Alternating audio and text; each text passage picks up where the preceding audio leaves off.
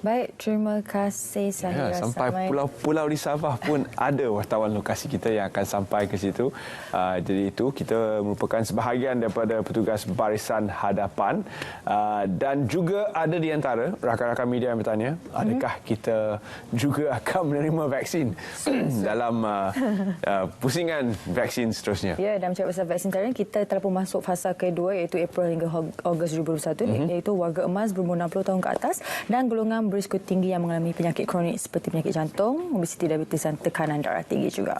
Dan di segmen kali ini kita akan bercakap tentang fasa kedua imunisasi COVID-19 kebangsaan bersama dengan tamu kita Dr. Anas Alam Faizli, iaitu Ketua Pegawai Eksekutif Protect Health Corporation Sdn Bhd Kementerian Kesihatan Malaysia. Assalamualaikum, selamat pagi Dr. Assalamualaikum, terima kasih.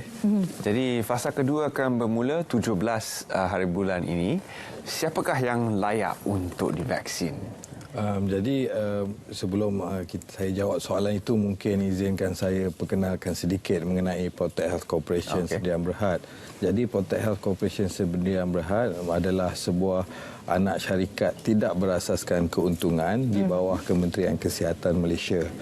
Jadi baru-baru ini Protect Health telah dilantik untuk melaksanakan penglibatan pengamal perubatan swasta untuk terlibat dalam program imunisasi COVID kebangsaan 19 ini. Jadi kalau sebelum ini vaksin hanya diberikan oleh pusat pemberian vaksin fasiliti kerajaan. Jadi selepas ini bergerak ke hadapan, fasiliti swasta akan dilibatkan ke dalam program PICK fasa 2 dan fasa 3. Jadi sehubungan dengan itu, ini bermaksud bahawa petugas dan juga kaki tangan daripada hospital-hospital swasta akan digerakkan untuk program vaksinasi kebangsaan. Jadi apa yang berlaku pada 8 Mac yang lalu, kerajaan telah mengumumkan penglibatan general practitioner. Maksudnya klinik swasta. Maybe Terence pernah pergi klinik swasta, klinik Segara, Mediveran dan mana-mana klinik yang lain ya. Jadi GP-GP ini telah masuk dalam program sebagai pusat pemberian vaksin. Jadi langkah berikutnya, Isnin yang lalu, kerajaan telah mengumumkan penglibatan hospital swasta pula. Jadi selepas ini, dalam MySejahtera, bila kita terima notification, penduduk Malaysia mungkin dapat notification untuk pergi ke klinik kesihatan ataupun klinik swasta ataupun hospital swasta. Ini adalah usaha kerajaan yang baik untuk mendapatkan lebihan fasiliti pusat pemberian vaksin, jadi supaya penduduk Malaysia boleh pergi ke mana-mana mendapat notifikasi MySejahtera itu, capaiannya lebih luas. Jadi kalau dalam fasa pertama sasaran kita 500,000 orang, dalam fasa kedua ni 9.4 juta. Jadi adalah suatu lonjakan yang agak besar kalau kita lihat daripada jumlah bilangan penduduk Malaysia yang perlu divaksinkan dalam fasa kedua ni. Jadi kita juga bersama seorang tetamu di studio. Dr. Narzila Harizan Nasir, Timbalan Pengarah Kesihatan Premier, Bahagian Pembangunan Kesihatan Keluarga, Kementerian Kesihatan Malaysia. Assalamualaikum, selamat pagi Doktor. Okey. Doktor, untuk fasa kedua ni soalannya adalah siapa yang layak untuk divaksin? Okey. Bagi fasa kedua ini, kita telah memberikan keutamaan kepada mereka yang berumur 60 tahun ke atas, iaitu golongan warga emas dan juga golongan yang mempunyai penyakit-penyakit yang kita namakan penyakit komorbid, penyakit non-communicable disease yang seperti yang mempunyai kencing manis, yang mempunyai penyakit buah pinggang, yang mempunyai sakit jantung, mereka-mereka yang mempunyai komorbid, penyakit-penyakit seperti penyakit kronik, dan juga orang-orang yang kurang upaya. Kita memberikan keutamaan pada mereka. Jadi itu yang membuatkan golongan ini merupakan, bila kita kira jumlah saja, itulah 94.4 juta orang tersebut.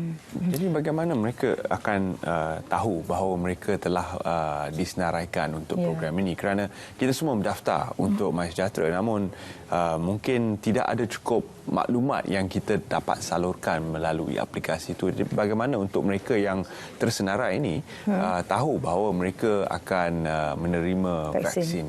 Bagaimana mereka akan dihubungkan? Dalam MySejahtera, kita telah ada IC kita, dan umur kita memang kita telah ketahui. Jadi back end, belakang itu kita dah tahu berapa ramai orang-orang yang berumur 60 tahun ini telah berdaftar. So kita dah dapat utamakan golongan ini. Kemudian dalam MySejahtera juga, dia menanya beberapa soalan tentang penyakit-penyakit yang dihadapi. Jadi ini merupakan golongan yang punya comorbid. Oleh itu, di sana kita telah dapat tahu antara ramai yang telah berdaftar itu, ini adalah mereka yang berumur yang bergemas dan juga mempunyai penyakit-penyakit. Jadi cara itu mereka ini akan diberi keutamaan semasa membuat appointment dalam MySejahtera. Jadi MySejahtera akan memberikan keutamaan pada golongan ini. Berbalik kepada jawapan Dr. Anas tadi tentang pelibatan perubatan awam swasta juga dalam pemberian vaksin ini, adakah orang ramai perlu membayar penerimaan vaksin itu bagaimana? Itu yang saya perlu jelaskan dengan lebih lanjut. Jadi apabila kita kata penglibatan klinik swasta, GP, General Practitioner dan hospital swasta dilibatkan oleh kerajaan dalam PIK fasa 2 dan fasa 3, maksudnya kerajaan akan memberikan vaksin secara percuma kepada GP dan hospital swasta yang termasuk di dalam program ini. Jadi apabila kerajaan yang memberikan vaksin secara percuma, GP dan hospital swasta tidak boleh mengenakan charge atau apa-apa bayaran kepada penduduk Malaysia yang dijadualkan untuk menerima vaksin di fasiliti swasta. Penduduk Malaysia ini termasuk juga bukan warga negara seperti yang kita dengar disebutkan oleh Menteri MITI bahawa mereka yang merupakan petugas barisan hadapan ekonomi juga akan diberikan vaksin. Jadi 9.4 juta, satu anggaran yang besar berbanding jumlah yang telah mendaftar. Pada ketika ini cuma 8.9 juta. Jadi bagaimana doktor untuk kita mengatasi kekurangan ini? Inilah kerananya salah satu sebablah kita nak memberitahu lagi, mewawarkan kenapa pentingnya mereka ini berdaftar. Memang ramai di luar sana masih menunggu, nak wait and see, nak tengok apa yang berlaku selepas ini. Mereka banyak yang mengatakan buat apa nak berdaftar kerana appointment, janji temu mungkin akan mengambil masa. Tetapi apa yang mereka mungkin orang di sana, luar sana tidak ketahui, tidak faham, ialah bila kita nak buat perancangan, kita berpandukan kepada mereka yang berdaftar. Seumpamanya, jikalau saya hendak, Kementerian Kesihatan hendak membuka satu pusat pemberian vaksin yang besar di sesuatu kawasan, katakannya, dia melihat tentang betapa ramainya penduduk yang telah berdaftar di situ. Jikalau pendaftaran sangat sedikit, jadi vaksin yang akan diberi pada kawasan itu akan berpandukan kepada permintaan. Permintaan itu berpandukan kepada pendaftaran di MySejahtera. Okey. Dan bagaimana pula cara untuk klinik swasta ataupun hospital swasta sendiri itu untuk terlibat dalam PIK ini? Dan setakat ini berapa banyak yang telah mendaftar? Jadi sehingga pagi ini kita umumkan penglibatan klinik swasta daripada 8 Mac dan sehingga pagi ini lebih 2,356 GP telah berdaftar dengan Protect Health untuk terlibat dalam PICK fasa 2 dan fasa 3. Untuk hospital swasta yang kita umumkan hari Isnin yang lalu, 43 buah hospital swasta telah mendaftar. Jadi nombor ni kalau nak faham signifikan dia, di Malaysia ada lebih 8,000 GP yang berdaftar. Manakala ada 203 hospital swasta di Malaysia. Tapi daripada 203 hospital swasta ni, separuh adalah proper hospital lah. Yang lebih separuh tu mungkin lebih pakar kepada hospital maternity, hospital mata dan lain-lain. Jadi 43 buah hospital swasta yang dalam masa 2 hari telah mendaftar untuk terlibat, bagi saya adalah sambutan yang baik. Jadi untuk klinik dan hospital swasta berdaftar masuk dalam program, mereka perlu berdaftar dengan Protect Health di laman web protecthealth.com.my. Jadi selepas mereka berdaftar, Protect Health akan panggil untuk taklimat. Selepas taklimat, kita adakan latihan yang kita juga jemput tenaga daripada Kementerian Kesihatan, daripada banyak-banyak bahagian, daripada bahagian kawalan penyakit, bahagian perkembangan kesihatan keluarga, daripada NPRA, daripada farmasi. Jadi latihan ini adalah untuk memastikan klinik swasta dan hospital swasta yang terlibat mengikut garis panduan yang telah diberikan dan memberikan vaksin secara kaedah yang betul. Dr. Anas, mungkin Dr. Anas boleh memberi komen tentang pembelian vaksin oleh hospital-hospital swasta yang kita telah membaca berita baru-baru ini bahawa akan digerakkan usaha ke arah itu. Apakah pendapat Dr. Anas berkaitan dengan proses ini dan adakah ia akan dilaksanakan tidak lama lagi? Yang saya faham, kerajaan telah bersetuju untuk membenarkan private sector untuk membeli vaksin. Saya seperti banyak rakan-rakan yang saya lain menyokong vaksin equity, di mana setiap individu perlu dapat hak kepada vaksin tanpa mengira status sosial. Maka oleh itu kerajaan bersetuju untuk membeli vaksin dan memberikannya secara percuma kepada semua penduduk Malaysia termasuk warga asing. Dan untuk pembelian vaksin daripada pihak swasta, saya rasa ia akan mengambil sedikit masa kerana manufacturer vaksin di luar sana fokus untuk discuss dengan kerajaan dahulu. I think this is more volume issue. Dan kalau kita lihat, banyak kerajaan-kerajaan negara-negara yang lebih kaya di luar sana pun membeli vaksin secara banyak. Ada yang beli sampai 5 kali ganda keperluan mereka.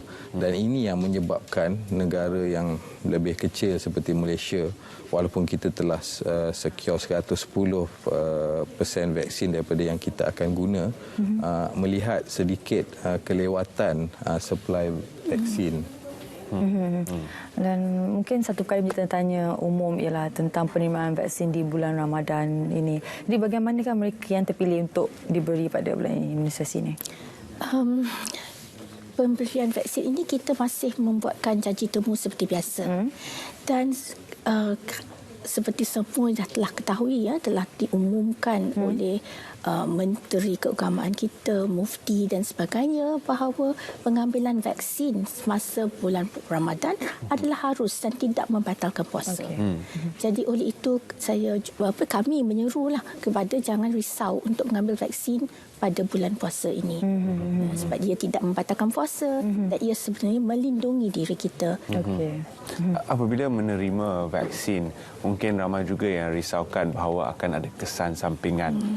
Terutama sekali yang ringan seperti demam dan sebagainya. Jadi apabila terasa kesan-kesan sampingan ini, maka mereka akan pergi berjumpa doktor untuk mendapatkan ubat dan sebagainya. Ini akan mungkin membatalkan puasa. Kerisauan ke arah itu, mungkin doktor boleh beri sedikit komen. Ya, memang tak dapat dinafikan bahawa ada setengah yang akan mendapatkan sedikit kesan sampingan.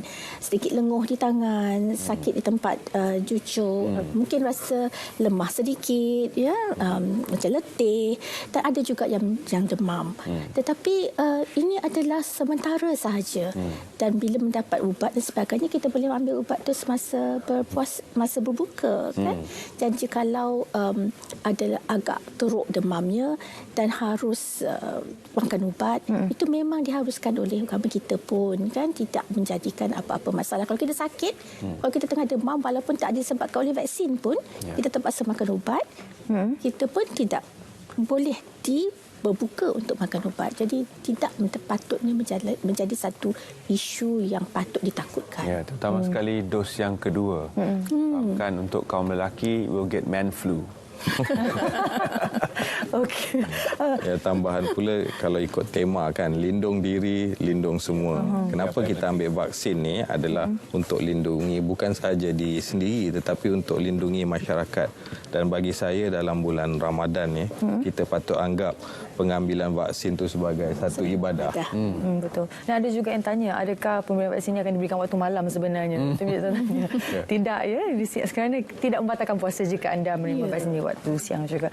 Okey, mungkin dari sebagai pesanan terakhir daripada Dr. Anas sendiri, daripada pihak Protect Health, mungkin ada yang ingin dimaklumkan oleh Dr. Anas pada penonton Malaysia? Jadi daripada Protect Health, apa yang saya boleh sampaikan adalah untuk menyeru kepada semua klinik swasta yang belum mendaftar dan juga kepada semua hospital swasta yang belum mendaftar dalam penglibatan dalam PICK fasa 2 dan fasa 3 untuk segera berdaftar dengan Protect Health untuk sama-sama kita terlibat dalam agenda nasional untuk memerangi pandemik COVID-19 dan juga untuk keluar daripada wabak ini dan seterusnya untuk kita sama-sama to restart our economy. Dan pesanan doktor supaya lebih ramai tampil mendaftarkan diri untuk mencapai sasaran kita. Ya, kami menyeru untuk semua penduduk Malaysia untuk tampil untuk berdaftar. Daftar melalui MySejahtera yang paling senang. Bagi mereka yang mempunyai dependents, orang-orang ibu bapa kan atau orang-orang KUIU di bawah jagaan mereka, mereka boleh berdaftar melalui My Dependents di bawah MySejahtera. Mereka juga boleh berdaftar melalui website dan juga melalui hotline. Jadi ada banyak cara tapi yang paling mudah ialah MySejahtera. Ya, betul. Segera daftarkan diri anda untuk menerima vaksin di MySejahtera kerana lindung diri, lindungi semua. Betul. Baik, terima kasih sekali lagi Dr. Nazrila Hairuzan Nasir, Timbalan Pengarah Kesihatan Prima Bahagian Pembangunan Kesihatan Keluarga Kementerian Kesihatan Malaysia dan juga Dr. Anas Alam Faizli, Ketua Peguam Eksekutif Protect Health Corporation Sdn Bhd Kementerian Kesihatan Malaysia. Terima kasih. Okey, Ya, terus kita tekankan di sini, kalau yang belum muat turun aplikasi MySejahtera, sabarlah. buat terus sekarang. Dah kita sarankan banyak kali sepanjang tahun 2020 dan 2021. Jadi sila muat turun, sila daftar kerana ia penting untuk kebersamaan kita bersama. Tanggungjawab yang besar. Betul. Yang harus kita pikul. Lindung diri, lindung semua. Kita akan berehat seketika dan kembali bersama anda dalam Selamat Pagi Malaysia sebentar lagi. Sepanjang